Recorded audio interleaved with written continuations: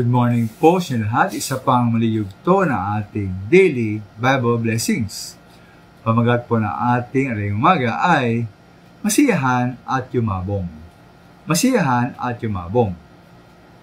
Nakatuwa maminaw ko minsan nakatuwa ang tingin ng tao sa isang bagay. Halimbawa sa panahon o tating weather. No? Kapag tag-araw, maaring tayo magreklamo na sobrang init. At labis na nautuyo na ang mga pananim, ay nagkukulang na tayo ng water supply. May kapag naman po tag-ulan, ay reklamo naman tayo na sobrang ulan at pagbabaha. Kaya mahawig po rito ang pagtingin sa ating oras o panahon. Okay, may narinig po na isa nagsabi sa akin na ako rin mapalad dahil ako'y retired na sa gobyerno.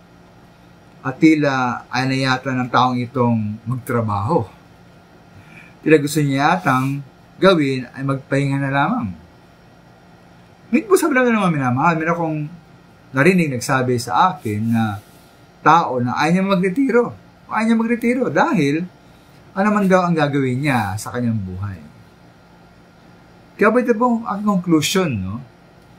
Na normal lamang sa tao na naisin ang naiibang kalagayan sa kasalukuyan, tungkol po sa tag-araw at tag-ulan, at naisin ang kalagayan ng ibang tao at hindi ang kanya.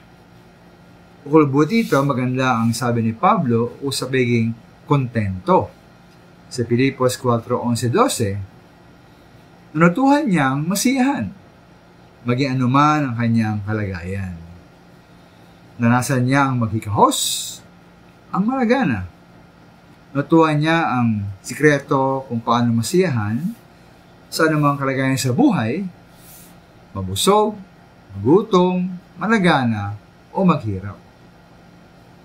Tungkol po sa kalagayan o lugar natin sa ating buhay, tugnay po rito, may relasyon po rito ang sabi po ni Pablo sa unang Korinto 7:17, na partikular na tumutukoy sa pag-aasawa o pagiging tuli o hindi.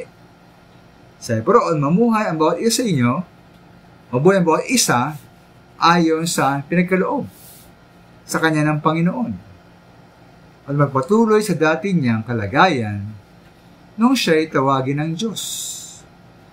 At tinuturo ko sa lahat ng iglesia. Di maminamahal tayo magpasalamat kung saan tayo nilagay ng Diyos at makontento sa ating kasalukuyang kalagayan. Kaya tayo masiyahan mga minamahal. Masiyahan tayo sa ating kasalukuyang kalagayan at yumabong tayo kung saan tayo naroon at tinanim ng ating Diyos. Maraming salamat po.